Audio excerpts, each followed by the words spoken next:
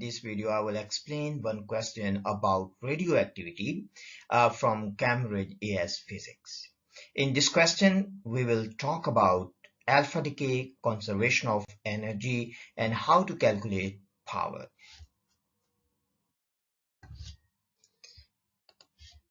Let's try to answer part A now. In part A, it is given to us, we have radioactive isotope X, and this decay to an other nucleus by emitting alpha particle, and amount of energy released in this reaction is also given to us, that is 5.5 mega electron volt.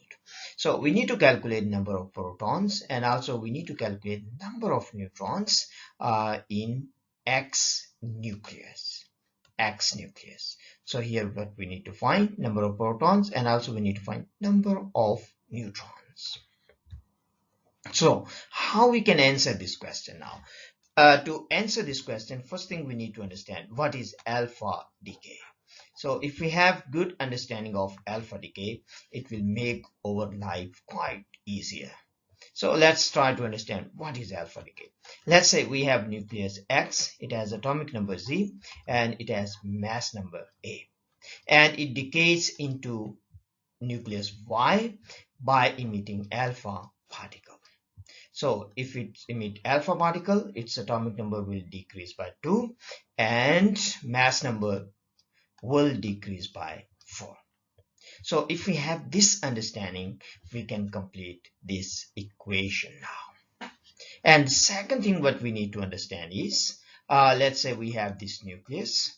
It has atomic number Z and it has mass number A. So let me write down here, A is mass number. So this is mass number. And so we need to understand what is mass number. And also we need to understand the symbol Z I'm using for, this is for atomic number. So this is for atomic number. Now we need to find number of neutrons, and also we need to find number of protons. So atomic number is also equal to number of protons. Z also we can understand, this is equal to number of protons in the nucleus. So what is A? A is equal to number of protons, P I'm using for protons, plus neutrons. So if we need to find neutrons, what we need to do, simply A minus Z, or we can simply say A minus P. So A minus Z or A minus P. So this is how we can find number of neutrons. So if we have understanding of these two things, so then we can easily answer this question. Let's try to answer this question now. So you can see here, first of all, we have completed this equation, and the second thing what we have done is we have calculated number of neutrons. Number of protons are quite straightforward because number of protons are equal to Z, and so that is 95, and number of neutrons means A minus Z, so we got that is equal to 146. For part B, we need to find out the amount of missing kinetic energy. So in this reaction or in this decay, we can see we have two products. One is neptunium nucleus, other one is alpha particle. And the total amount of energy released in this reaction in form of kinetic energy is 5.5 mega electron volt. Some of kinetic energy is taken by alpha particle and some of kinetic energy is missing. So it simply means that the missing amount of kinetic energy is taken up by neptunium nucleus. So if we have this understanding, then we can answer this question very easily. So here is answer, how you can write down the answer. Simply you need to say that neptunium nucleus has part of kinetic energy. And this question has only just 1 mark. If you just write down this point, you will get 1 mark. Let's try to answer part C now. For part C, time is given to us and number of alpha particles are also given to us. So what we need to calculate, we need to calculate average current produced by the beam of alpha particles. So how we can answer now? The first thing we need to understand is that how I and Q, they are linked together.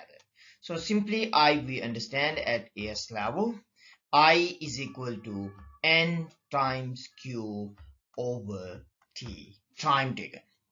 So in this case, the first thing we need to understand is the Q. Q is the charge on single alpha particle, and charge on alpha particle is equal to 2 times of charge on proton or on electron. So 2 times E. E is the charge on single electron or single proton. So we can also write down this is 2 times 1.6 times 10 to minus 19 coulombs. So what is N? N is given to us. N is number of alpha particles, 6.9 times 10 to 11. And time taken is also given. So here is the time taken. So if we have this these informations and we have this understanding that I is equal to NQ over T, so then simply we can find value of I, means average current we can find out. So let's try to answer this now. So this is how we can answer. So in this case, you can simply see what I have done here. So this is the N and this is the Q, and Q is equal to plus 2E, and I just divide it by time, and this is the time, and if we divide by time we will get this value, and this is value of I, 7.4 times 10 to minus 9 amps. So this is our final answer up to 2 SF, 2 significant figure.